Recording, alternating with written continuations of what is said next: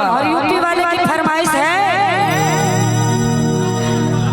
तने खोल दी के बढ़िया या बाबा ए बाबा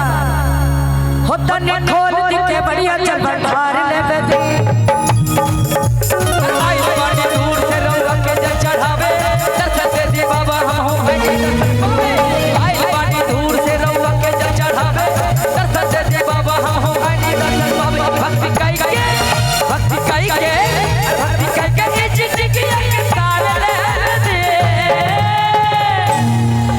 हो तने खोल दी के बढ़िया या बाबा कि चलो चलो बम झटक के ये तने झटक के चलो चलिए झटक के पीछे चलो हां हो तने खोल दे के चल खोल दे के बढ़िया चल भर ले दे तने खोल दे के बढ़िया चल भर ले दे हो तने खोल दे के बढ़िया चल भर ले दे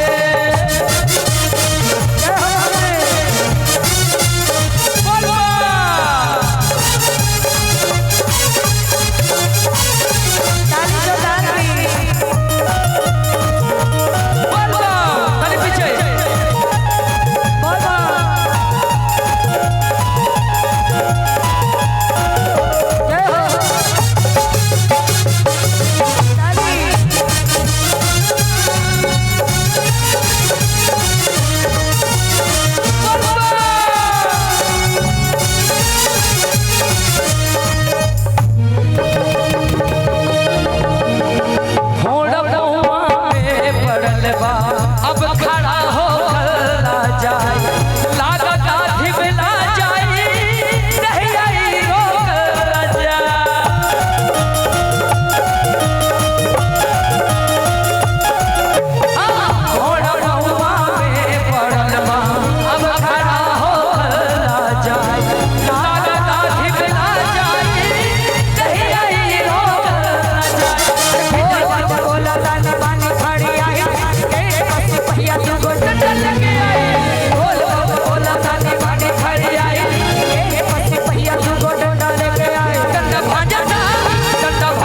से भैया जय तार दे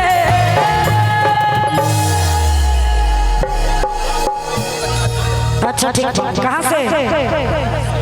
हे बनारस से बंजी की ओर से 100 रुपए का आशीर्वाद है भोलेनाथ आपकी मनोकामनाओं को पूर्ण करे ई भजन के बाद आपका भजन ठीक है इसको खत्म कर लूं दोनों हाथ उठा के हो तने खोल दे के बढ़िया चल भंडार खोल दे के बढ़िया चल भंडार ले तनी खोल दे के बढ़िया चल भंडार ले दे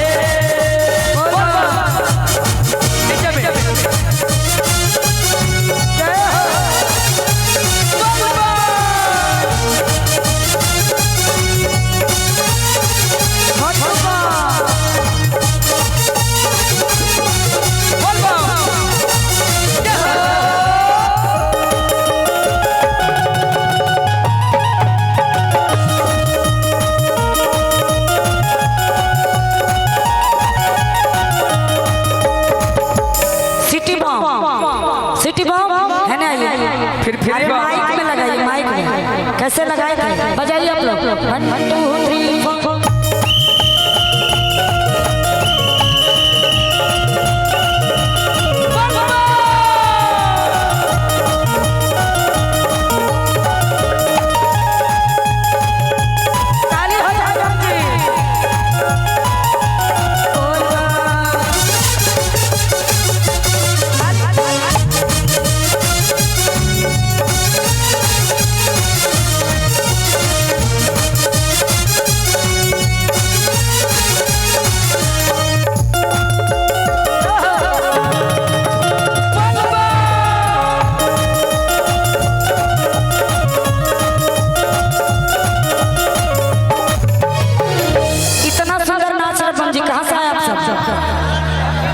बिहार बेगूसराय इसीलिए अच्छा नाच रहा दोनों हाथ उठा कर बेगूसराय वाले भाई